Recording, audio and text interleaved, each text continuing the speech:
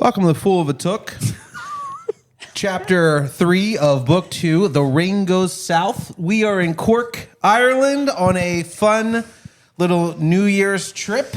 So happy New Year's. So happy New Year's. I played our Welcome Fool of a Took song here with this amazing little flute I got in Dublin. I think it only plays one note, though.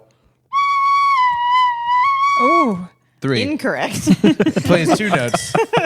Thank you so much for joining us for our New Year's Day special. We are so excited to be doing this podcast from Ireland. We're in fucking Ireland. We made it. Yes. Yeah, not only are we in Ireland, we're in Cork, this beautiful southern city of Cork right now.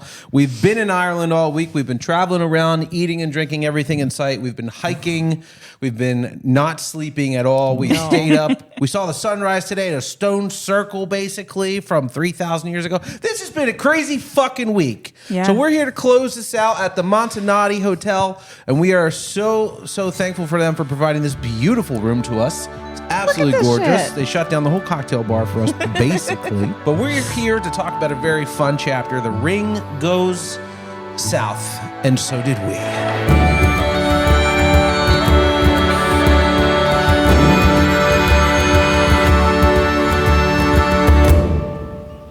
The last episode, we covered the Council of Elrond. So the council commences. 12 people are in the room at this point. We've got Frodo, Bilbo, Gandalf, Elrond, Aragorn, Glóin, Boromir, Glorfindel. So these are all people we've met before. We have 3 new elves and 1 new dwarf that we have not met before. So basically everyone is sharing what's been going on in their little corner of Middle-earth. We learned that Sauron's power is growing and he's enlisting allies to help him find his one ring. We learned that Saruman has been misleading all of the wise and intends to join Sauron. Once all the stories are told, they have to decide what to do with this ring. They debate hiding it, using it as a weapon, and finally conclude that it must be destroyed where it was made, in the fires of Mount Doom in Mordor. Frodo offers to take the ring, and Sam, who has apparently been eavesdropping in the corner this whole time, again, is going with him. I love that he pops out. Yep. He's like, wait! Not without Sam. It's his signature jerk move. Well, the first time he was forcibly pulled into the room. Yeah. Gandalf yanked him through a window the first time. This time he was in. He was ready. He's ready to Yeah. rock. His confidence is growing. Yep. Yes. He understood the dance this time. Yeah. He's just getting ahead of it. But that brings us to Fellowship of the Ring, Book 2, Chapter 3, The Ring Goes South. So everybody's been to the post-meeting meeting, right? Where everybody gets together and goes, what the fuck actually just happened? And because Pippin and Merry are actually asking that question, and they are livid that Sam gets to go. Little spy Sam. Yep. How did he weasel his way in? But ultimately what was decided is that they don't know who's going. They put the story together. They decided that the ring must be destroyed. But everyone's got to chill while Elrond sends scouts to every corner of the compass. North, south, east, west. They got to make sure the riders are actually done. They got to get body count on them. They got to make sure there's nothing else waiting because they need to be sure that when the ring leaves Rivendell, it's not immediately snatched up. So these scouts go out and Sam's just like, well, we got to wait for that? Guys, winter is coming. I just want to say that for everybody in the room. Womp womp. And Gandalf's like, yeah, well, what are you going to do? Maybe should have left earlier. What do you know? So they're just going to pass time. And Frodo's like, oh, I'll spend it with Bilbo. And he's like, yeah, this would be great. We'll read books and share stories and you can give me stuff. And Frodo's like, well, how long are we going to be here for? And Bilbo's like, I don't know, man. It's really hard to tell how time passes here. Just enjoy the ride. So it turns out 2 months pass. And then the scouts start coming back. And these are like, the Rangers have been contacted. Elrond's sons go back out. Aragorn goes with them. Other powerful elves are going in every direction. They go to Mirkwood. They go to the Lonely Mountain. They go south. They go north to the Troll Country. And they start filtering back. And they say, there's nothing. There's no spies of the enemy. There's no monsters of the enemy. But we did find 8 dead horses and some cloaks. Right. So essentially, everybody shrugs their shoulders and go, 8 out of 9, ain't so bad. Yeah. I guess we're clear. So not my favorite. Right. So Elrond's like, well, back in my day, we did this the right way with an army. This time, it's got to be through secrecy because we do not have strength. And because symbols are important and you know, in Tolkien's mythology, words and symbols are power. If there's 9 riders, 9 ring wraiths, there will be 9 companions of the ring, 9 walkers. The fellowship of the ring will be 9 individuals. And he says, Frodo must go. Sam is going with him. Gandalf is going because this may be his last biggest job. Aragorn is going to represent men. Legolas is going to represent elves. Gimli is going to represent dwarves. Boromir is going to go too. And hey, that leaves 2 slots. And I'm going to pick some vetted professionals, some actual useful people. And Merry and Pippin are like, what about us? Excuse me. Yeah, it's excuse. And Elrond's like, and Elrond's like, what? What do you mean, excuse? No, you should go back to the Shire, and whatever it is hobbits need to do to prepare for the apocalypse, you should tell them it's coming. And they're like, pass. And Gandalf stands up. He says, you know, they've come this far. Hobbits are kind of hardy. They surprise people. That they should be allowed to come. And Elrond's like, I'll meet you in the middle. Yes to Mary, no to the baby. And Pippin's like, you can do whatever you want. You can send me where you want, but I'm going to walk 5 miles that way and then 15 miles back, and I'm going to find him, and I'm going. And Elrond, again, who numbers matter to, symbols matter to in this moment, is like, well, okay, you know what? You guys can eat up the real men slots. We won't have professionals. We'll have more children. This, fine, whatever. Because again, back in my day, we did this the right way. Right. It's your funeral. Yes. So because Aragorn is going, they're like, we're going to reforge the sword that was broken, the sword of the Númenóreans, the Lines, the heirs of Isildur. We're going to reforge that blade for you. It's going to be called the Flame of the West. Oh my God, it's so cool. Best name. It's going to be loaded with runes and power, and you are going to war, son. And everybody's like, yeah, this is super cool. And Aragorn is like ready to throw up. Boromir and Aragorn are both going to Minas Tirith. Like that's the way they're going. So they're going to come along. Again, Frodo's still super stoked. They just got Gandalf and Aragorn. Sam feels a little guilty about Merry and Pippin. No comment. He was not consulted about Legolas or Gimli. Right. So that's it. That's the Fellowship of the Ring. And so they all start gearing up. Legolas, again, because it's they're going for secrecy. It's not going to be a lot of people. It's literally just 9 of them. And Bill the pony. Bill the pony. Which is the pony they brought from Bree. And what did we call that pony? Lazarus. Lazarus. Yeah, so he has a new name. Yeah. It turns out it's Bill. Yeah, That's not fair. Well, Sam just started calling him Bill, which is probably short for Bill's pony. Right. It's so great. Right. So Or Bill Fernie was such a jerk. Right. He named his own dying donkey after himself. Well, it was a pony. But Bill, Excuse me, his own dying pony after himself. and Tolkien makes a point of saying that Bill the pony is the only one who's not like really depressed by what's about to happen. So one of the other things that they get loaded up with is Bilbo is like, hey, I stole a bunch of my old stuff out of the museum in Michael Delving before I left. Here's my old sword, and here is a mithril coat of chainmail, which is like lots of little interwoven metal links and rings. It's incredibly light. It's very, very strong. But do me a favor, don't tell anybody you've got it on. It's a secret. Keep it a secret. So he wears it under his clothes. Frodo has too many secrets. Frodo, yes. I think that's actually probably like a theme with him. He is burdened by these secrets, and every step of the way, people are giving him more secrets to keep. It doesn't feel healthy. It's a tough life. It's bad for your digestion. So it's the end of December. Because again, they had to wait 2 months for the scouts to come back. They come back, and Elrond's like, you got 7 days. Pack it up and get out. Like, you got to go. Oh, and also travel by night as a new thing because, you know, whatever spies the enemy has out are going to be more active in the day. And remember, they've been traveling by day, and Gandalf said, do not travel at night while the ring wraiths are out. Well, now they're assuming the ring wraiths are dead or scattered or gone or powerless. but they're probably all screaming their way back to Mordor. So Sauron probably already knows what's up, and he's already getting ready for the next punch. So they have to go before whatever the next wave is arrives. So what are they going to do? They're going to roll out, lightly armed, and Boromir decides to show everybody that he's really into ska because he's got this horn, his war horn that he blows all the time. Oh my God. And he's like, watch this. And like it echoes through the valley. And it's like everyone who heard that was like, what the fuck? Like jumps up. He goes to blow it and he goes, never had to knock on wood. And Gandalf and Elrond are like, you know this is a secret mission, right? And Boromir's like, maybe for you, I'm not a thief, I march. Oh my God. And Elrond's like, maybe you should wait until you're in Gondor to blow that again.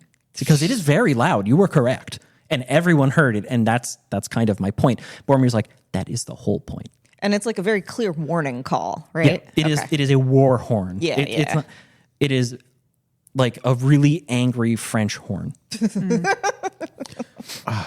They're all going to go. They've got... Gandalf's got Glamdring, which is his magic sword. Aragorn's got a magic sword. Apparently, Boromir's got an exceptionally big horn. Frodo has some secrets. The hobbits have their knives they stole from the barrows. And Elrond is like, here's a pony. It's your pony, but here. And also, I packed you some extra underwear. You're going to need it. It's December and you're going into the mountains. And I would love to give you more help. But again, this is not back in my day when we did things the right way. This is you sneaking off because that's where we all are now. Yeah. Because you fucked it up last time, Aragorn. Not personally, but you know. Your ancestors. Yeah. 2,500 years ago when they did this the right way and won, not so much. Not so much. Not so much. It's like a week ago to me. Right. Well, okay, so that's another point, right? Is like Elrond was like, Peregrine Took, you are like a baby. You can't go on a deadly adventure. And he's like, yeah, well, I'm going.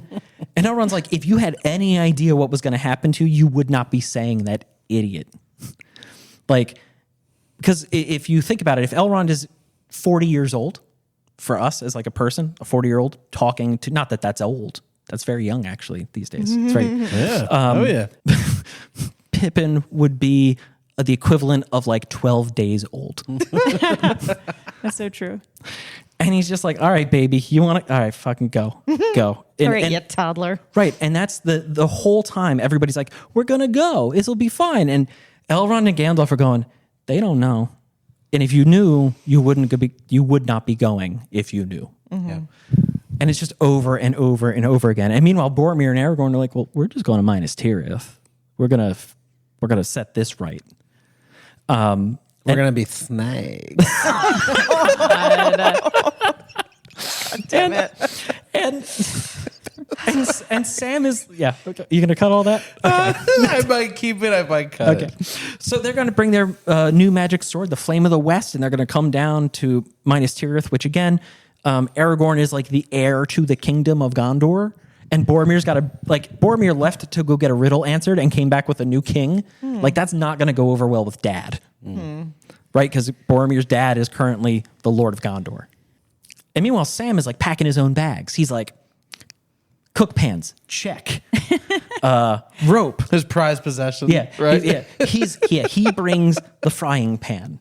That is like, they will not go anywhere without good meals. Also, he's packing like all the little things that he thinks Frodo has forgotten to bring. So that way when Frodo's like, man, I really wish I had my whatever, Sam can be like, you mean this? Look what Sam remembered to bring. It's his source of pride. Ass. Yeah. Right? Except rope. But come on, you know you've done that before. Like you're packing up for a trip or something and you see something that you think has been forgotten. You just like snatch it and throw it in a pocket. Sam's got a lot of pockets. He's wearing cargo pants. Yeah. But the one thing oh my God, just shorts. It's December and Sam is the guy wearing shorts. Zip offs. Oh my God. Patagonia. Oh. But the one thing he does not have is rope. He just can't find any good rope and he's mad about it. But what can you do? And meanwhile, Aragorn is like sitting in the corner, like head between his knees. Like, you know, like when you're going to vomit and people are like, just put your head down and breathe deeply. Aragorn's just,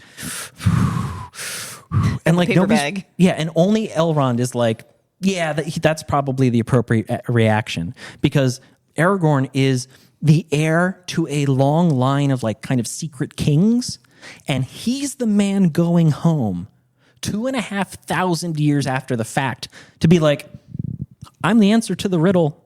I'm the new king. It's not, it's not a lady distributing swords out of a pond, but it's what we got. Yeah.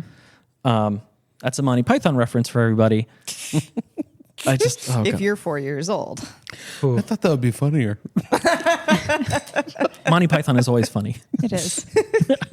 Yeah, shut up. We're just trying not to interrupt you. So they're on their way out. Well, you're doing a No. bad job. So, oh, that face. So they're getting ready to leave, and Elrond is like, one more thing. Only Frodo has to go to Mount Doom. Everyone else, no contract. You just go as far as you want, as long as you want. And Gimli's like, it's shitty friends who leave when the going gets tough. And Elrond's like, it's going to get real tough, bud. You have no idea. Because again, Elrond's the only one who's been there. And he's not going. That was a very important decision on Elrond's behalf. Elrond will not be going back. But everybody else gets a pass.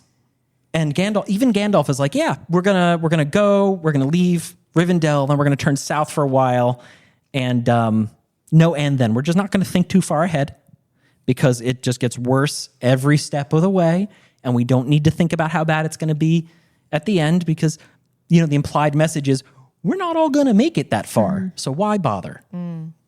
No and then. No and then. No and then. So they leave, and it is shitty and cold, and they're going at night in January. And Frodo has no memory of the first 2 weeks of the travel, except it's windy and shit. And there's no fires, and they just walk at night. And they've got Aragorn up front because he knows this country front and back, lights on, lights off, doesn't matter. And Legolas is in the back because he can see in the dark. So he's just making sure the hobbits don't fall out of line and turn into, I guess, a snack for whatever there is in the country. Oh, keen eyes. Yeah. I love that. Yeah. God, Legolas is such an asshole. It gets worse. So they head out and they travel for a fortnight and they go 45 leagues. Did any of you guys do the math on that? No, I No. actually wanted to ask what a league, what is the distance of a league? A league is 3 miles. So they went 45 leagues in 14 days, which is a fortnight. So they went about 10 miles a day in the dark.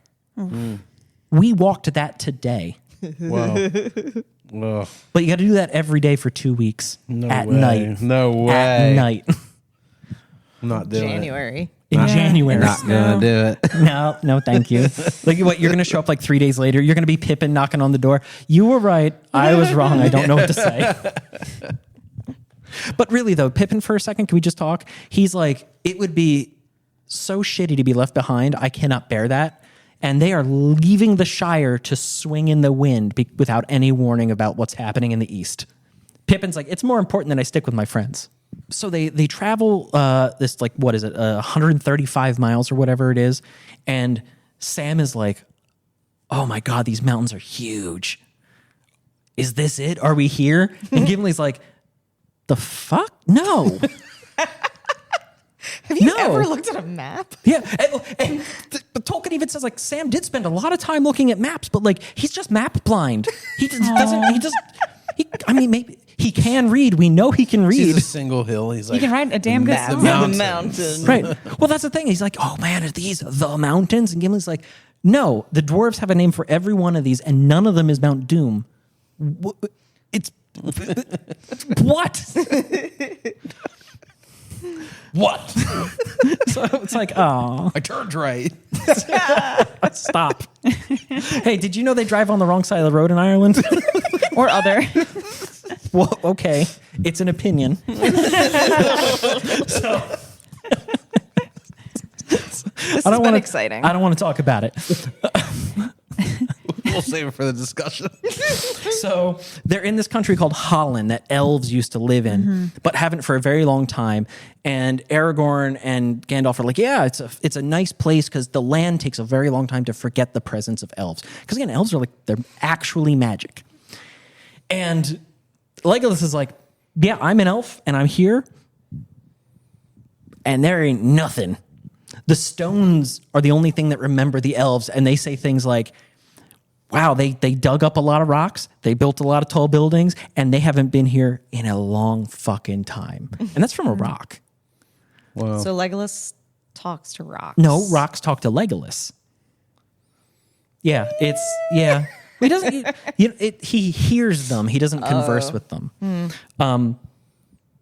But something else they don't converse with is the birds, because one day they're like sleeping in the daytime, and this huge flock of birds comes over the land at them. Huge, endless numbers of like grackles. Like, you guys ever see that? Like, a grackle is a small black bird, and they travel in like flocks of thousands. Yeah. I think it said they were crows, though. But they are crows. Yes, Okay. these ones are crows. And Aragorn is like, get down. And they drop and they pretend they're not there. And these birds like circle over them and like clearly see them. And then they immediately wake everybody up and they're like, Gandalf, all the birds in the world were just here. And they're not from anywhere around here. These are from like Fanghorn Forest. These are from Dunlin down south. Like, they're from down south, like where Saruman is. And Gandalf's like, nope, that's not great. They're probably spies for somebody, and that's probably Saruman. Fuck. Well, we're still going the way we're going. And where are we going? Well, now we get to the first of the and thens. They're going into Redhorn Gate, which is a pass up into the mountains. It's Caradhras. It's like the Cruel is this mountain's name. It is a bad mountain. This mountain has bad mountain. It has personality and it's rotten. It reminded me of the willow tree. Yes, that's it. Yeah. Oh, yeah. And so they start going up the passes and it's getting cold and shitty. And at this point, Gandalf was like, day or night doesn't really matter at this point, guys. We just got to go. And Boromir's like, well, I know a thing or two about going up in the mountains. It's dumb, especially this time of year, but also we should bring firewood. And Gandalf's like, sure, everybody bring some firewood, but unless it's between death and fire, no fire. Okay, sure, whatever. And they all pack a little wood and up they go. And then it starts to snow. And snow and snow and snow. And everybody gets the feeling that like this is not natural, because the clouds turned on, the snow started falling, and it's gross, and they are hearing laughter on the wind and like voices, and rocks are coming out of like down off the mountain at them and stuff. And somebody says like, oh wow, the arm of Sauron is long if he can do this to us here. And Gimli's like, these mountains have been shitty and mean and awful and evil for way longer than Sauron's been around. This mountain in particular has been a bad place. It hates things. It hates us. For longer than Sauron's been around. This is known to dwarves. We know mountains. This one sucks. So that mountain's just a piece of shit. Just a piece of shit. Cool. So up they go, right? And they're trudging through, and they take a little break in this like sort of like a real shallow cliff face, where they're like, maybe this like 12-inch depression will shield us from something. It does not. Bill the pony stands in front of the hobbits and shields them for a little bit until the snow gets like up to the horse's belly. And then like the next thing you cut into is like, Frodo felt really warm and sleepy. So what that is that's hypothermia. Because he's dying. All the hobbits are dying. He wakes up to Boromir shaking him out. Yeah. Going, Gandalf, we're gonna lose them. They're dying. They're dying. Now that we're very between small surface area. yeah, the children you brought into the snowstorm, surprise, they're not wearing shoes and they're not doing great. Oh my God. Because hobbits don't wear shoes. And the fat one needs another pair of underwear. Gandalf's like, well, what if instead we give them some rum? Because they got some like elf liquor. Yeah. And he's like, give them one sip each Oh my God. to warm them up. Guys, if you drink liquor when you're extremely cold, you will feel warm. a feeling, not a fact. It hurts. It hurts you. You will just die faster or sooner. Get out of the cold. Yeah. If you're drinking pure liquor to survive in a storm, well, you should drink because you're not going to make it. Yeah. You should at least enjoy the ride. But again, one sip each for the boys. And then Boromir's like, well, what if a fire instead, Gandalf? Yeah, whatever. Go for it. I mean, we're not going to make it. This is fine. No. But so they do, because now they're between death and having a fire. So they go to have the fire, and everybody stacks their firewood up, and they're all looking at it going, does anybody know how to start a fire in a snowstorm? Oh, this part was infuriating. And The wind. even Aragorn is like, no, I can't. I got nothing. Gimli and Legolas, again, don't even try. Right. The hobbits are just like, they're mostly just making sure they're still breathing. Yeah. And Gandalf is just watching. So they look at Gandalf and like, aren't you a wizard of some kind? And he's like, all right, fine, whatever. And he takes his stick and blue and green flames, and he starts the fire, and he says, I hope you're happy. Now everything that's been watching us knows that Gandalf the Grey is with you. Yeah. And kind of the response back is like, what the fuck is watching us in this storm? If it can see us now, it can see us the whole time. Yeah. Like, what is the difference? And that's kind of the thing. It's like, what is the difference? Because they sit here around this shitty little fire, and Gimli is finally like, even if we make it up over this pass, because we're not there yet, we got to go higher. Even if we make it up, the other side of this is a kill box. It is a long trough that we have to walk down, a valley basically, where there's no protection from the storm, which is killing the hobbits as we speak. There's no protection from whatever's throwing rocks at us that we can't fight or see. We don't even know what it is. And the mountain can and will kill us if we go out there. We got to go back down. And nobody even pretends to disagree. They're like, yeah, okay, this is fine. Get the fuck out of here. So it's, yeah, we just GTFO, bitches. fucking okay.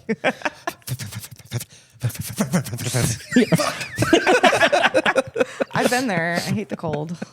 Oh, your cold Tourette's is so funny. Yeah. But so the snow is like chest deep at this point, and Boromir and Aragorn are like, high five, we're the big boys.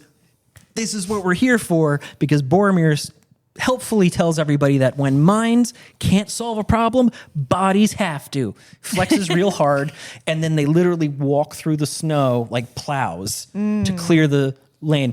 And they're making great progress, and everybody's like, oh, it's working real well. And Legolas is like, well, I guess if you have to go through the snow, that's a pretty good way to go about it. I'll catch you all on a flip side. Turns out elves can walk on top of snow. And he just like hops back up and runs away. And Gandalf's like, You know what he said? Toodles. He said, I'm a sneaky snake. Oh, slither.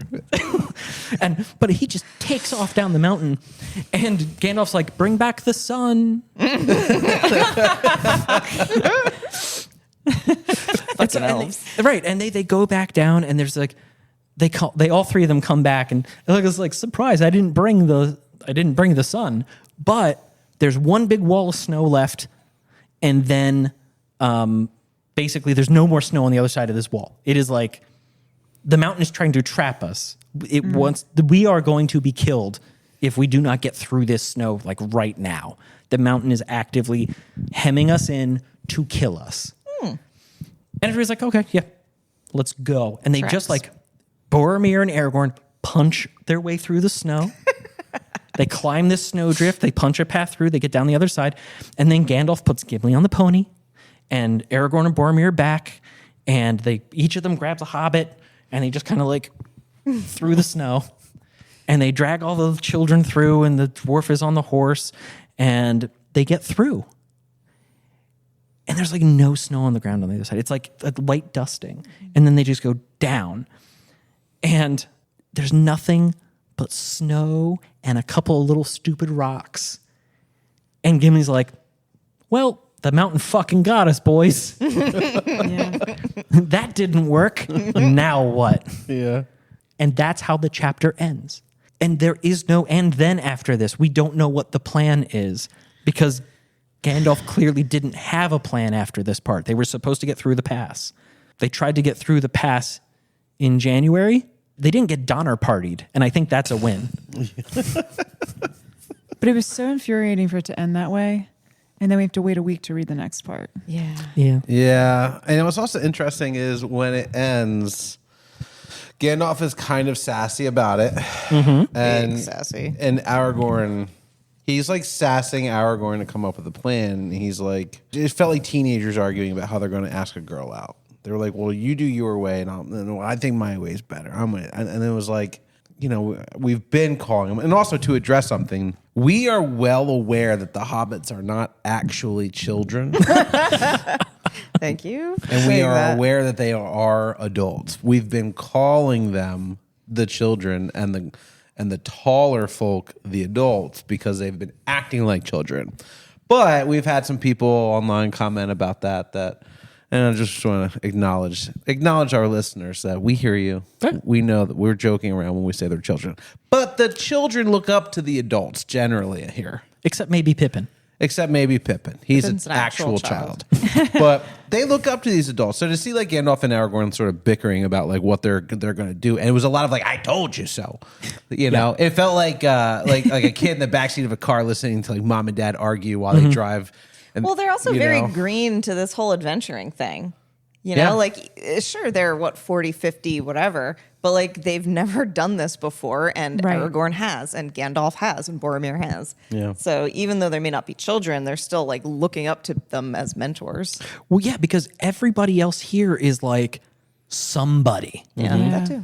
Except the hobbits. And even Frodo and Sam are somebody technically, because Frodo is the ring bearer and Sam is apparently his like attached at the hip friend. And Bilbo's heir. Right, and Everybody else Bilbo's- knows Bilbo. He's Yeah. somebody. Yeah. But like he's sort of an unfortunate somebody. Like Aragorn is a ranger, Boromir is a warrior of Gondor, Gandalf is a wizard, Legolas is the son of an elven king, Gimli is the son of Glóin, who's a storied adventurer dwarf. These are all individuals who have done and accomplished things. Yeah. The hobbits got most of the way to Rivendell, and one of them got stabbed.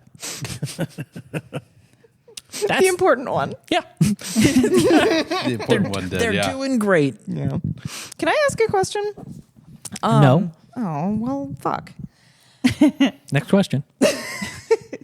So at some point, Gandalf and Aragorn are kind of arguing over whose plan is the better plan, right? So Gandalf wants to take this pass, and they don't really say what Aragorn's plan is, other than, he has a different route in mind to get them to where they're going. Do we know what that is? Yeah, we know. Oh, But okay. no, so it's Is that forced- plan B? it's- Is that what they're going to do Yeah, next? plan B. They are arguing about plan B. To be continued. Yeah, Okay. they're arguing about what plan B is going to be because they have to go somewhere, right? It sounded like it was more dangerous. Yeah, it was not their first choice. Their first choice Okay. was to try to cross the mountains in January, and they picked the evil mountain. That was plan A. That was the best choice. Yeah.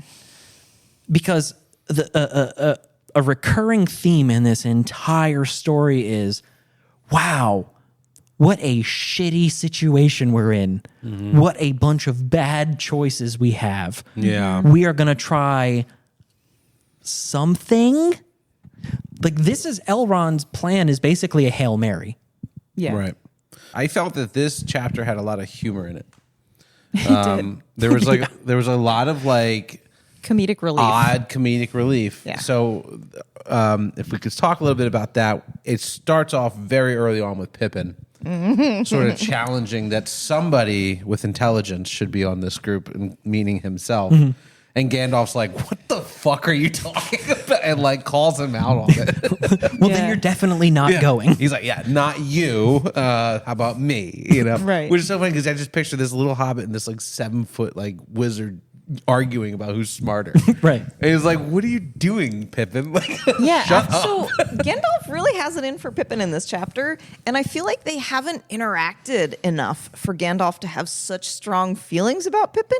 But he Am knew I of him. wrong, or is it based on like his ancestry? It's like an ageism, right? It's like an Oh, old man okay. and talking to like this really outspoken child who knows what they're talking about. And again, he's not a child, but really though, he's probably like in the equivalent of like his early 20s.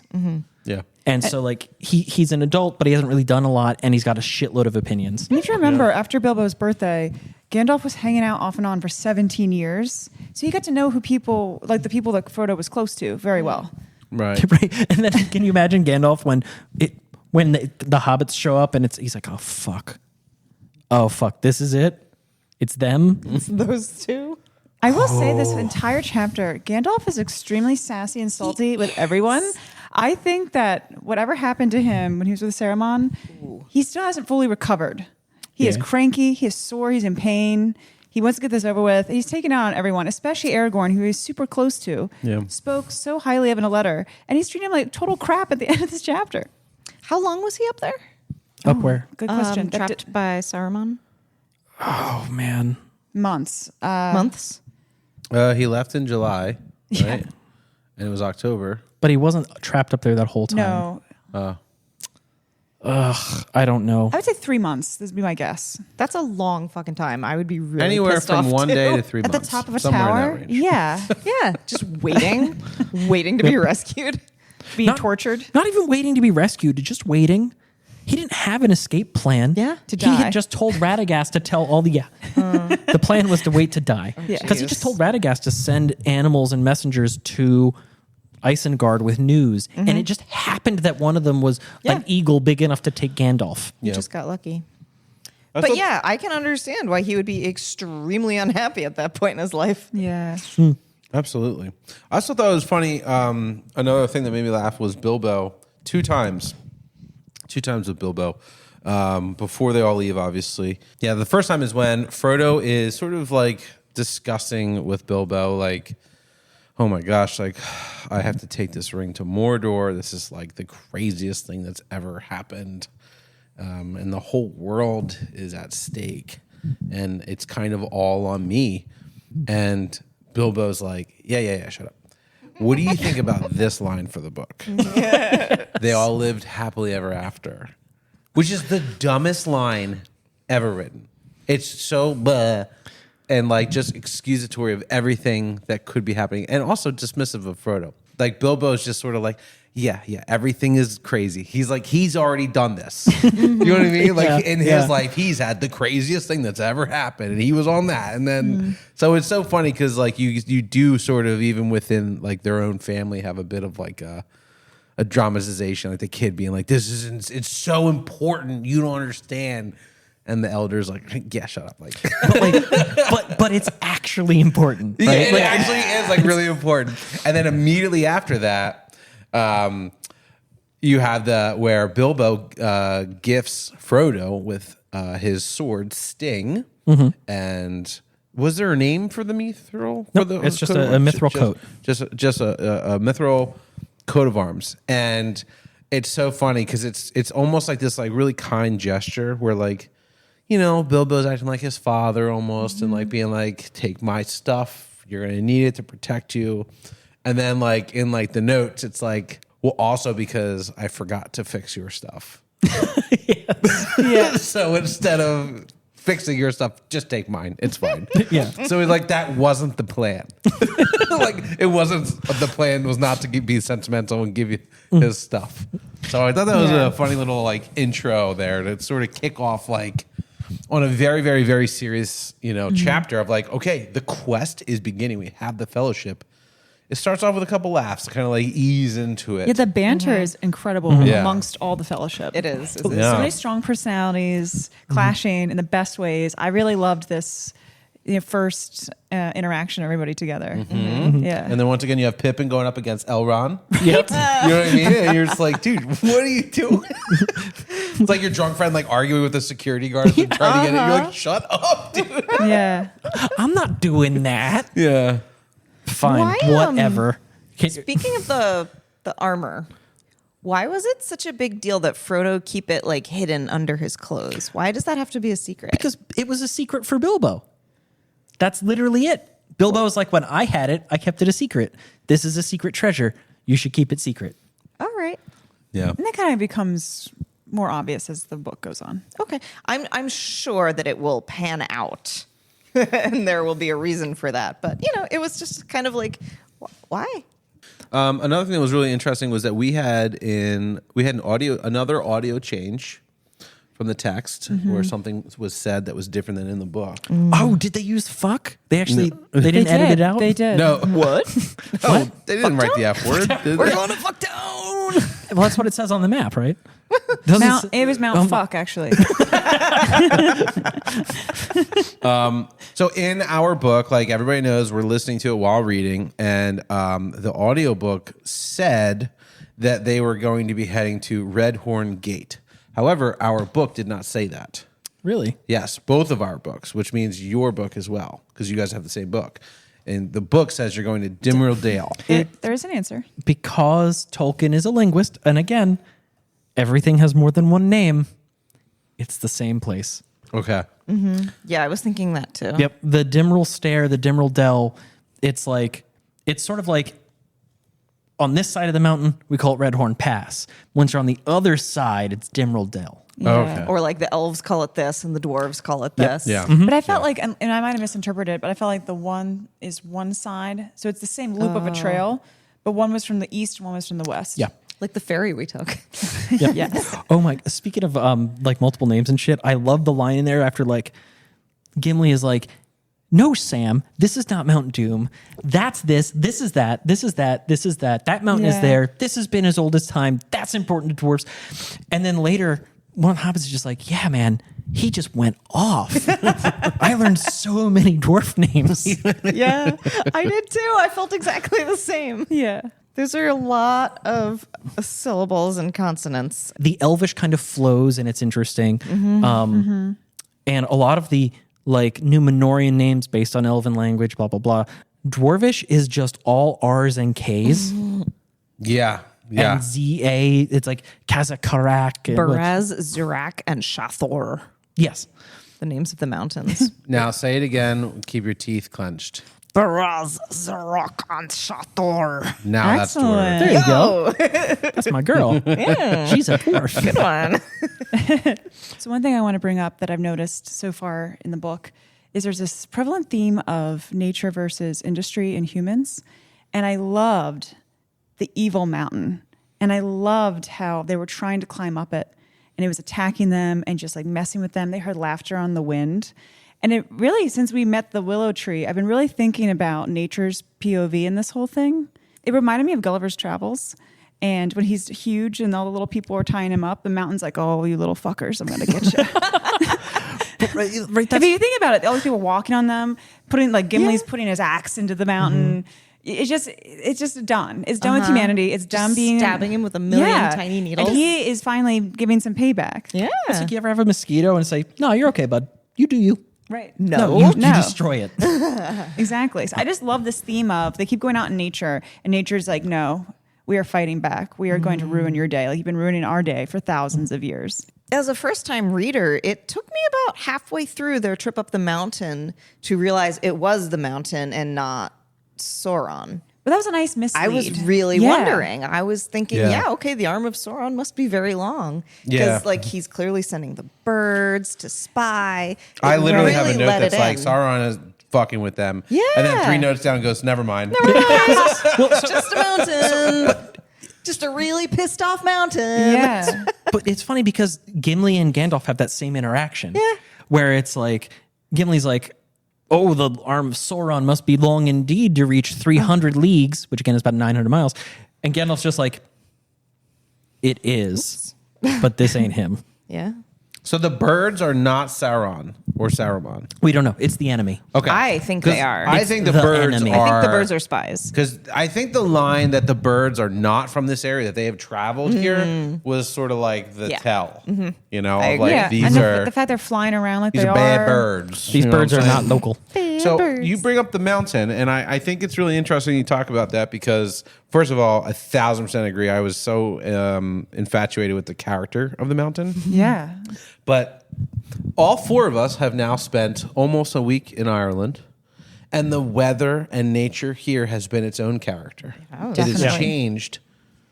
It's snowed. It's been frozen. It's been sunny and beautiful. I went from t-shirts to 17 layers and bought a very expensive jacket just to stay warm here. And earlier today, Pat and I were hiking in Killarney National Park, and the mountain was laughing at us when we were climbing up the steps to the top, and we could not get up. Yeah. Also, like the 80-year-old grandmas like hustling up the side in their sweatsuits Does were that make also you feel laughing great? at us. Yeah. It was humbling. I grew as a person. There was one line that really resonated with me. The first part of their journey was hard and dreary, and Frodo remembered little of it save the wind. For many sunless days, an icy blast came from the mountains. And I was like, oh, God, yeah, we felt that today. We remember Yes. the other day when we drove, we were on was it the road? The Ring of Kerry. We were on the Ring of Kerry, and we stopped at that actual mountain pass, and the wind blew through, and Yeah. it was enough where you could lean into the wind. And it held you up. swear. If anybody wants to see a clip of this, we will be posting Yeah. a lot of clips from Yeah. our Ireland trip on our TikTok or our YouTube, or probably both, which is just full of a Took podcast on both of them. So you can see these great clips. We were just standing in 60-mile-an-hour winds, just straight into our face. It Yeah. was insane. When I would jump straight up, I actually got moved back without moving myself. In a situation, in a scenario, in an environment like that, in a foreign land, I felt, and I have felt several times on this trip, that the environment, the land, is its own character, and at times was fucking with us. Personally attacked. Yes. Yeah, but we also got the clearest rainbow I've ever seen in my life. Yes. It's Oh, beautiful. it was so Like, beautiful. We actually we found the bottom of a rainbow. We did. There's not gold there. It's It went just right to a house. a bunch of sheep. Yeah, a bunch of sheep in a house for Bunch of sale. sheep Very and Carrie cute house. just fucking Yeah. hanging out. Right, like Ireland is gorgeous, and I think it doesn't like us because we're degenerates, but that's okay. Fair. Yeah. It does like us. We had a wonderful time. Yeah, well, we tip well. Dublin was tough against us. Dublin was They brutal. tried to break with our spirit. temperatures. What's the name of the mountain? Caradras or something like that? Caradras, yeah. So Dublin felt like Caradras, like it tried to break us. And it basically broke me. I feel like we also tried to break ourselves with all the alcohol. Yeah. Yes. Yes. Yeah. Yeah. It's been a very serendipitous chapter for this trip. Yeah. It felt right. This chapter was about a group with a purpose heading out to accomplish something, and the land and the environment trying to break them. I just thought of something. So we all have been taking turns driving, and there was this one moment where Pat had first got behind the wheel on a very narrow country one-way, two-way, which basically is supposed to be a two-lane road, but it's so small. The one car barely fit. Only one car. We got the biggest car in Ireland. Yes. did. And so very It's long story wider short, than these lanes. we had to back up for another car because we just both couldn't fit. And we almost fell off into a ditch off the side of the road. And in that moment, that was us experiencing Aragorn realizing he had to go back down the mountain. Yeah. We were like, no, plan B, plan B. just going backwards. It's also pitch black in the country. Popped it No in lights. reverse. No lights. Just backing up down this stupid road. And I'm just slowly inching backwards. And you guys in the back going, Stop, stop, stop, stop, stop, stop, ditch, stop, ditch, stop. ditch, straighten out, straighten out, straighten out. And I'm like, I am straight, Cut I it, am cut straight. And then some lady in her 60s just like floors by us at 80 kilometers a mile or whatever it is. God. No, Come on, there moms. I are- still can't say it. Killamoms. Kill 'em, moms. There are some serious Death Wish style driving going around here. It's crazy. I wish we had a Honda Civic some days. Yeah. Oh my gosh. But, But, also, I'm really impressed by the driving out here. Yeah. They can drive. They can.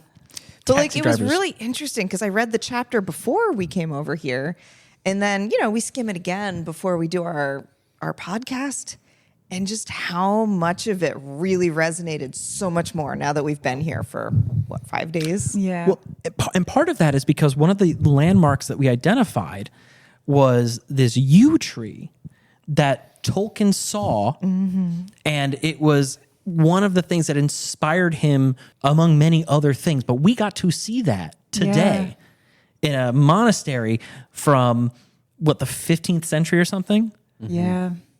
And it was fucking amazing. It's a 400-year-old yew tree. In a courtyard that's It's all inside. Yeah. And to me, a yew is like a bush. It's like a little shrub.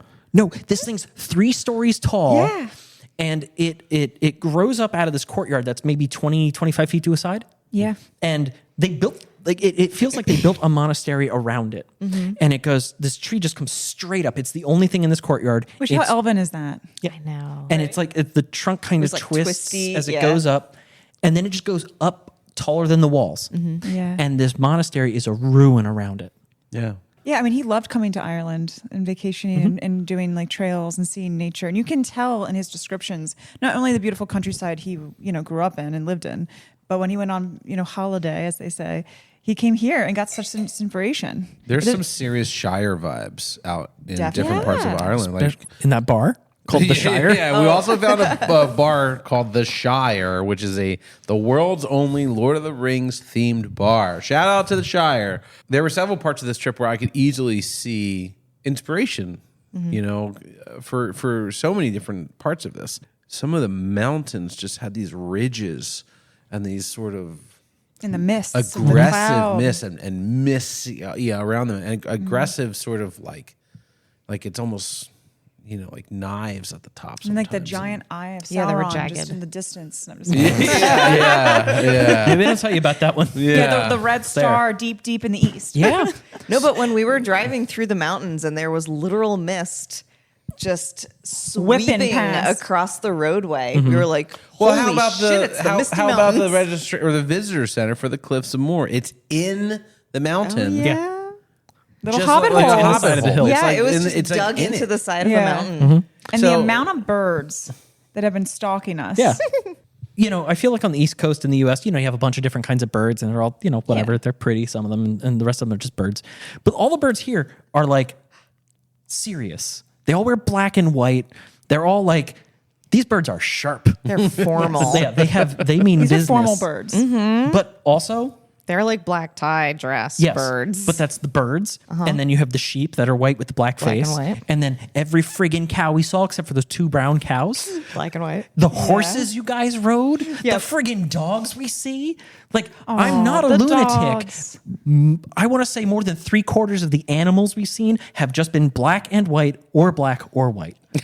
Yeah, on our trail ride, we did a trail ride today through Killarney National Park. On a horse. Most of the on horses. Most of the horses were Obviously. white. Not obviously. There was one black one. You were riding the black horse, and there was one bay horse, one brown one. Actually, when my horse came up, I'm like, ooh, I get a little black rider horse. It's like, Your horse was so cute. oh, good. Shout out to Gally. Thanks for being a good boy. And Clive. Yeah. I just was reading through my notes here, and I remembered another thing about Pippin, which is that he's called or referred to as a plague and a nuisance. And that's such a great insult for somebody. Just call them a plague or a nuisance. I'm pretty sure somebody's called Pat that at some point in his life. Oh, geez. Absolutely. Yeah. Oh And my he would like take gosh. pride in that. You have to do something to earn that. What did you call it? Like hooligan Hood rat shit. hood rat shit. Oh, my God. There we are. So has anybody in this group seen Super Troopers? Yes. Yeah. Okay, so there was a moment in this chapter where Oh, there where is is this going? almost an exact.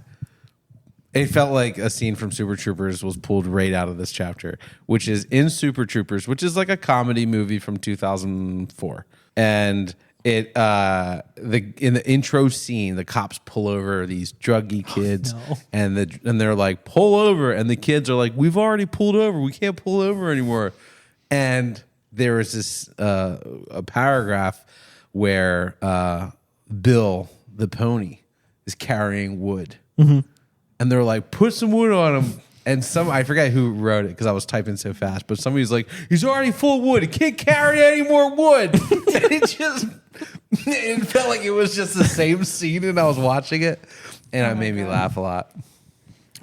There is such humor in what's going on in this story that is juxtaposed against the like awful reality of what they're attempting.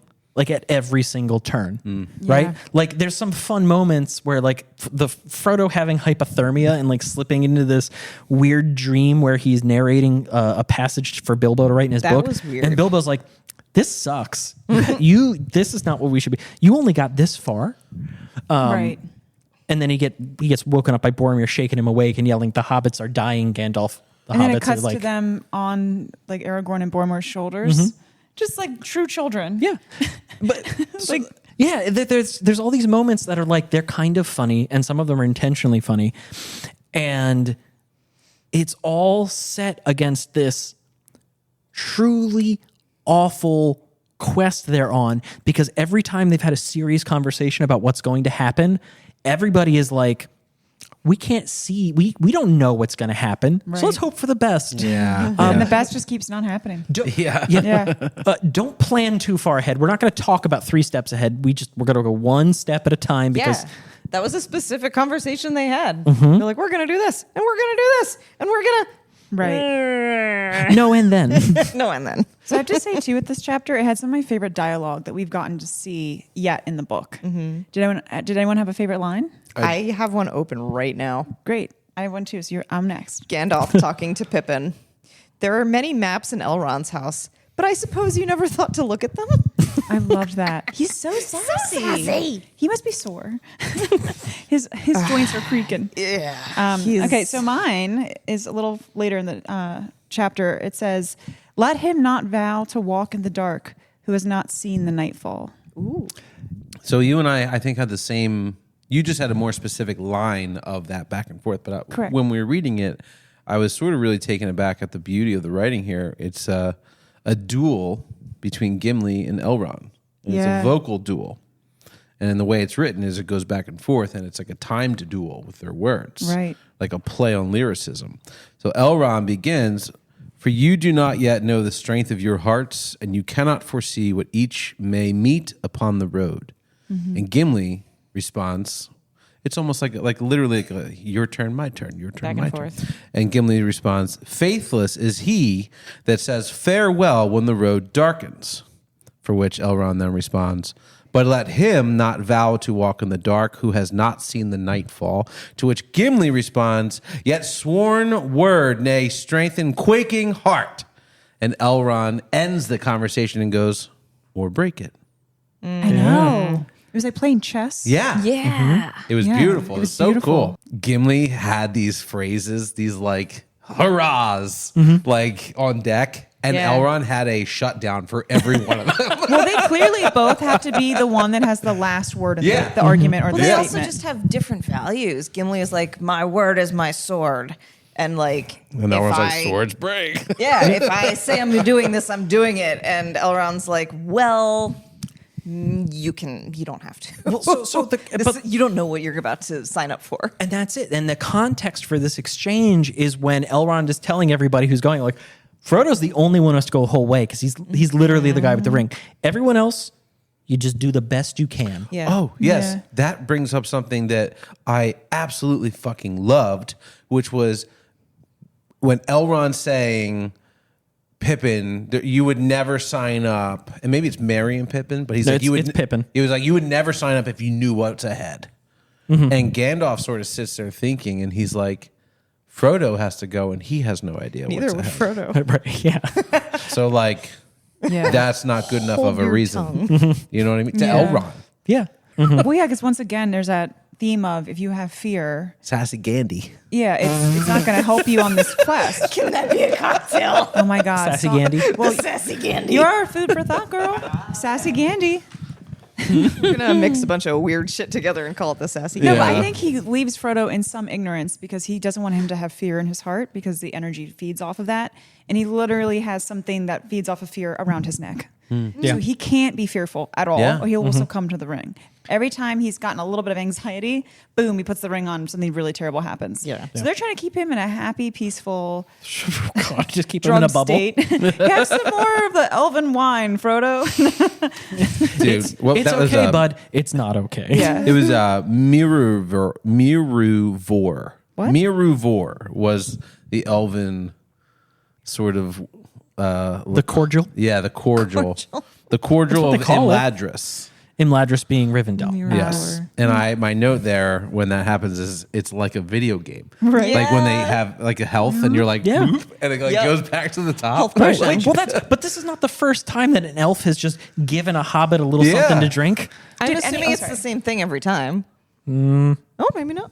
Different elves, different places. Speaking of Rivendell, I love that we have yet again another new name for it, Last Homely House. Oh, really?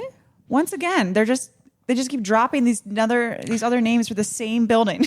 Right. It's the last beautiful. homely house going east. It's like the elves are like the civilization ends. Yeah. It's World's Yeah. End Hostel. Yeah.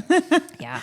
So I actually did have a quick question. I don't know if anybody else sort of picked up on this, or maybe it was just me and I missed it, and I missed a line that led into this. But the fell winter of 1311 is mentioned when white wolves invaded the Shire over the frozen Brandywine. So there's only one other time in the book where white wolves running over a frozen river comes up. Is this the last time that the Buckland alarm was raised? Like that they were referencing when it's been 100 or... Yeah. Bilbo is the only hobbit old enough to possibly remember that. Okay. But yeah, it's a kind of a throwback to that little bit of like Hobbit lore. I love that he tossed that in there. Yeah. Because like it didn't do anything for the narrative. It did nothing. But it answered the question of when, Fatty's running for his life, that gets thrown in. And I kept thinking, I wonder when the last time was. Yeah, and they said that when Fatty's running for his life and he's raising the alarm, they're like, "Oh, the alarm hasn't been rung in 100 years Yeah, 100 since years. the wolves came." And And I they really like leave appreciate it. that about him. He always ties up little loose ends of Yeah, then- I didn't even catch that. And then they were like, "Oh, by the way," and like literally this line came out of nowhere. It Yeah. references nothing, and it doesn't. It's not in reference to anything. It just happens to just be like the fell winter when the white wolves invaded the Shire. Yeah. And I was like, "Oh, wait, is that the same thing they were talking about?" And speaking of Fellwinter. Fell winter, I had a little question for everybody, and your answer cannot take place this week on this trip. Okay. When was a time in your life, think back, when you were vastly underdressed for the weather? I got one. We went on a camping trip. Pat and I went on a camping trip with some friends. I believe it was April in like upstate New York, and it was fucking cold. And we've got a nice tent and nice sleeping bags, and I am sleeping with a hoodie on, and I am so freaking cold. I didn't get a wink of sleep the first night. It was so cold. So the second night, we got in our cars and traveled out to the closest CVS, however far that was, and I got these little sticky heating pads that are supposed to be for like muscle cramps, and I got like 10 of them, and I just stuck them all over my body before I got in my sleeping bag that night, and it kept me warm. There you go. I love And that. that was the coldest I have ever been. Yeah. So this is going to sound like I'm being over dramatic, but it's literally the first 4 years that Chris and I started dating. Actually, technically it started in 2015, so before we started dating. I had this really cheap old coat, and I'm one of those people where I have one thing, and even if it sucks, I just wear it until it falls apart because I was raised by an Eastern European father. And so I was freezing all the time, and it got so bad that Chris couldn't take it anymore. 1 year for Christmas, he just bought me a $300 coat. He said, "This ends today." Because we would go to do anything, and I'd just be shaking outside the entire time. It was like paper thin. It was terrible. I couldn't do anything in the winter. I was like, I'm just staying inside. Yep. When I was in high school, we went to Long Beach Island, New Jersey, in the off season in like late September. And we just wanted to go for a drive. It's like 45 minutes down to the shore. But everybody's like, yeah, we're going to do a little like polar dip. Okay, fine. So everybody's like got their swim trunks on and their shirts and a towel. And we go. And everybody dives in the water and we all freeze, man. We come out blue. Oh, God. And the wind is blowing and we're all, fuck, this was stupid. Okay, I guess we should go now. And we go back and no, we weren't going home. There was a whole itinerary planned out for like they were going to drive up to Barnegat Lighthouse and see the lighthouse. And then we're going to drive to the other end of the island and look at Atlantic City across the bay and all this stuff. I was the only one who didn't bring a change of clothes. Oh my God. Oh, no. So I wore a wet t-shirt and wet swim trunks in like 45-degree weather with a towel. Oh my God. Because I wasn't going to stay in the car. Look, I'm not smart now. I was not better when I was a kid. You're an actual hobbit. Back in 2018, I had a job up in Calgary in Canada. And I was looking at my jackets before I left, and I was thinking, well, it's really cold there. I should get a nice winter jacket to go. And I went to LL Bean at the mall, and I said, I'm going to Calgary, and I need something that would keep me warm. I need like a real, legitimate winter jacket. And the guy handed me and said, if you're going to be going to Calgary, this is the only jacket you should take. You won't feel anything. And I looked at it, and I would have looked like an Eskimo. It had big fur. It was huge. And I was like, well, there's no fucking way I'm buying this jacket. It's like $400. So I instead bought like a puffy jacket that you see people. $45. It was still expensive. It was like $200, but it's like puffy. Right. And I went to Calgary, and it was -38. Oh, Jesus.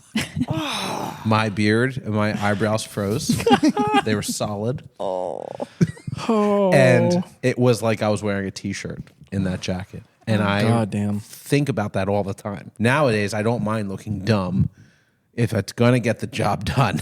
Right. Because I made an aesthetic, like a materialism choice of like, I didn't want to look dumb. And I had a week in -40-degree work outside. Oh God. And I was dying. It was so cold. So it's gotten down to what, in the 30s since we've been here? Yeah. 30 degrees Fahrenheit. Shout out -2 Celsius. Shout out to everyone wearing shorts, T-shirts. So many and people. t-shirts and leather skirts. The Irish With no people are tights. insane. Good, dude. You guys are crushing it with the I way you're handling weather. You're here. acclimated to the cold, And I I'm guess. always blown away by how many people are sitting outside having a leisurely dinner and beer, taking their coats off and just sit in the 32 Drinking degree a beer in 30-degree weather outside. You crazy. Meanwhile, I've got my scarf and my hat and my hood pulled over American my head. Shivering under the blanket. I'm like, should I wear socks? No, It's I don't want to wear actually socks. raining. Well, like back home, it Wait, hit. that's one of my favorite things when we went to Scotland. It's pouring rain. There's a man sitting there, full pint, a bowl of He had a soup. sandwich and a Oh yeah. He was just sitting there drinking and eating Like, in the rain? In the in a pouring rain. rain. There was no Outside, umbrella. eating He was just. He didn't Like give a these shit. guys, these people don't give a fuck. They're gonna live their life, weather be damned. Oh man. I love it. I actually want to kind of try to bring back Yeah. an essence of that mentality. Mm-hmm. So there's a moment where Legolas sort of, as you talked about, he like jumps up on the snow and he just runs out to go scout. And the way they described it, it reminded me of like when like your cat gets the zoomies. And we get the zoomies, not the same way, but or at least I get the zoomies when like I'm trying to take the trash out. It's like late at night and I'm wearing like a t-shirt, I'm underdressed, and we're whatever, I have shorts on or something like that. And I go at super speed, and I'm the fastest I've ever been in my life, apparently. And when I was reading this, I was like picturing, our cats eat too much. They Zoomies at 2 a.m. take off The poop and they're zoomies. zooming around, and I'm like, dude, that's literally Legolas. Is he just like took off with zoomies? Well, I had a note on what I thought of that. WTF, Legolas? What the fuck, Legolas? What are you fucking doing? He is a cat. So here's the He's just like, I'm gonna go over the snow. so real quick though, he waited until that moment to tell everybody that was a thing he could do. That's why he's a cat. He's What the fuck, slumming it with Legolas? everyone else, and he's like, "Oh, this sucks. This is how you people live." Oh, fuck. Yeah. You know what? If I had to live like this, I'd only want to live 30 years too. Yeah. But he's also in the way back, so he's letting the hobbits, everyone, clear the path, and then he's just like prancing in the very back just on stepping in tiptoe. footprints, like, ooh, this is novel. So he's expended Yeah. zero energy. Yeah. Yeah. He's the laughter on the wind. He's It's just 100%. him in the back being snarky. 100% just fucking around. Because remember, Legolas's whole deal is his dad sent him as a messenger to Elrond to say, "I'm sorry we let Gollum go." Yep. And then the message that his dad is going to get back is, Your son's Dear going to Dad- Sauron. "Dear sir or madam, your son is going to Mordor." Yeah. Yeah. Oh, Thanks my for God. letting Gollum go. Yeah. The last sort of image for the chapter that it sort of leaves on is Gimli riding Bill the pony, Oh my God. which feels like probably the correct proportional. Yeah. Well, I just picture like if you're seeing the like Aragorn on a horse, and then you're seeing Gimli on Bill the Pony riding, and you're like, what is this like my eyes are messing with me. Yeah, they could be just like different perspectives. Yeah, you're like, what the fuck am I He's looking like a at? mile behind. Speaking of Gimli on the pony, today when I tried to get on my horse, I overshot, and so I went to jump up and just almost jumped over the horse. And I thought, when I was rereading this chapter to remember it, I was like, how he gets up is kind of awkward. I'm like, that was me today. Yeah. I was pretty awkward getting on that horse. I mean, I literally was just jumped right over. Woo! So, speaking of scale, we stayed at a castle, and the castle had some dogs. Oh my Two tiny little fluff dogs and like a whole fucking wolfhound. Scottish Wolfhound. Motherfucker. And he was the friendliest, best boy. He was amazing, but his chin also came up to like Your nipples. Well, you got to put perspective here because Pat's nipples are around his belly button. Oh my God. They're Around not. your belly button. What? What does that mean? no. Your knees. That's the term. Laura just had a stroke over here. She went too many kilometers. Those kilometers. They really get you. All right. I know that we're. myself in the nose. I know that we're in Ireland and we're away and we're not in our studio, but is there any chance at all that we have a food for thought treat tonight? This There's is the food for thought. certainly a treat. Yes. Yeah, We let's do. go. We do. Rock and We roll. have something. Okay. Whether you call it a treat Wait, or not. I'm gonna play us out into this transition. Can you Please do the Oompa don't. Loompa? Oh. All right, we're back. So bad. I want to die. That's not going to make it in the suitcase home. I don't know if this this Why don't we just sign it? off-brand Guinness It's flute. not even the right way to spell Guinness. It's Glynis. Oh, It's from a gas. It's from a ferry gas station. Cool. Cool. On Yeah. that note, You put it in Laura, your mouth. what have you come up with while traversing across this country? So, in terms of food for thought, we've got a lot of random travel stuff here. So the first thing that we noticed was we found some sourdough craft beer pretzel rings. The sourdough of the rings. So we've got some rings for all of us, just little snackies. Or the Eye of Sauron. Yeah. The second thing we found for our special drink for our New Year's episode, we found some Bunratty Mead, Bonrati. No, I'm just kidding. drink of the High Kings of Ireland. All right, so we actually picked this up here in Ireland at the Cliffs of Moher. So first and foremost, we can taste each of our little treats, but we have a little game afterwards. All right, I'm ready to try this mead. All right, let's try the mead. I think it's going to be extremely different from the mead we had on the first episode. Because it's got a lot of wine in it. Wait, Because that smell it was- first and describe how it smells. All right. Strong. It smells very strong. This is our sommelier segment. Oh, it smells like whiskey. This might be the elven wine I don't know. that Gandalf gave the hobbits. I don't think Bunratty's going to sponsor us, though. I don't think so. I don't know. Especially after we're like, bleh. Bottoms up, folks. Sláinte. Cheers. Cheers. Happy New Year's. Happy New Happy Year. New Year's. Happy New Year's. Oh, that's interesting. Okay, That- so it doesn't taste like it smells. Sweeter. Yeah, I thought it was going to taste like whiskey. Yeah, OG. It's a great color. I It's thought actually it pretty was sweet. I thought it was going to taste like a solvent. I thought it was going to But taste it tastes like more like antifreeze.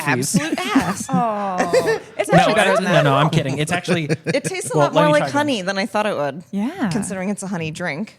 no. Once you get in there, it's actually very like there's like some sweetness. It's not bad. I like it. I'm The not. smell is very misleading. I'm not really a mead guy. I don't like buy it often, so I don't Yeah. really know what I'm comparing it to. Okay. But Yeah. it's not the worst thing I've ever I've tried. had a lot of terms of- very different meads. In terms of hangovers, it's gonna fuck your whole life up. yeah, Yeah. it would be. Like I would argue, if you gave me just straight up like a heavy vodka, I'd be like, ah. It's only just as much. 14.7%. But the sugar's going to get you in It's the morning. only 83%. So It's like wine. Wine's like 13%. it's good. It's good. Yeah. But do you like it enough to drink the whole bottle? By myself? Yeah. No. Well, then you better win. All right. Okay. So, Who's blacking out tonight? have you noticed that we have some rings Yes. and we have a bottle? Yes. Okay. We're gonna do the one ring toss. Let's all grab our glasses. Yeah, you might not want to move your glass. I The just punishment for want to clarify losing. that the ring does fit on. Yeah. It most certainly fits on the bottle. This is not some carnival. Okay. Yep. All right. I'm gonna go first. Okay. Okay. All right. Chris is going first. So I'm gonna go first. Wait, what are the rules? We don't know. Okay, ready? No. All right. You gotta Definitely toss. not the rule. You I'm have to toss tossing it it. from the edge of the table. Tossing it. Yeah, Up. okay, Watch your your wine hand glass. can't go Edge over of the, the table. Your hand can't go over the table. I'm gonna make a mess, and we're not. Here, we're not go for Like it. a fucking frisbee. Oh. Okay, well, it's Chris's bottle. All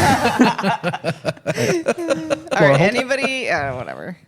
Just want me to hold it yeah, for you? Yeah, All right. because if this breaks, we are so fucked. Yeah. If we don't hold the bottle and it like hits the floor and shatters, we're in so much trouble. All right, fine, do it. But we I gotta. want to throw. I'm Okay, gonna do Laura's it. in charge of cleaning up all the crumbs. Okay, fine. I'm gonna do it. All right, here you go. I won. Did you? Classic. Did you though? Okay, there's. All right. Classic. Winner has to drink the rest of the bottle. Hey! Happy New Year! Thank you guys so much for joining in. Unfortunately, I did not win the ring toss. Laura did not win the ring toss. Patrick did not win the ring toss. My lovely wife, Robbie Jean, won. And so my lovely wife will be drinking the rest of the mead tonight. Really, nobody wins this ring toss. She's going to drink the mead while I learn how to play this flute better. I'll need it. Yeah, you will. To all of our amazing listeners, do not forget to subscribe to our YouTube channel, to our TikTok, subscribe to our podcast on whatever platform you're listening to, and give it a share. Give it a follow, give it a share. Tell some people about it. It's been a lot of fun just sharing this literally at the bar tonight with our friend Gabriel. He was so excited that we had come to this country and was staying at the hotel he worked at because he loves Lord of the Rings, and he was immediately going to go check it out. That's so cool to hear, and I want other people to feel like they could join our journey as they join basically Laura and I's first time going through this and rejoin Pat and Robbie Jean's time rereading this. So Yeah. anyway, I just want to say thank you all so much for being awesome. Also, special thanks to Nicole at the front desk, to Gabriel at the bar, to Donna and Dara. Yeah. Staff at the Montenotte. Montenotte. The staff at the Montenotte has been awesome. They Yeah. let us do this podcast here. We promise we'll clean it up. And to everybody listening, have a wonderful new year. And thank you so much for listening to our podcast. We love you. We appreciate you. Let's start the rest of this year off with a bang with our next chapter. A Journey in the Dark. Ooh. We'll see you next week for A Journey in the Dark, which is chapter 4 of book 2 of Fellowship of the Ring. Of part 1. Happy 2025. Happy 2025. Always do this. You fucked up. You don't have your microphone, woman. Cheers. I'm going to have a fun day tomorrow. Fuck.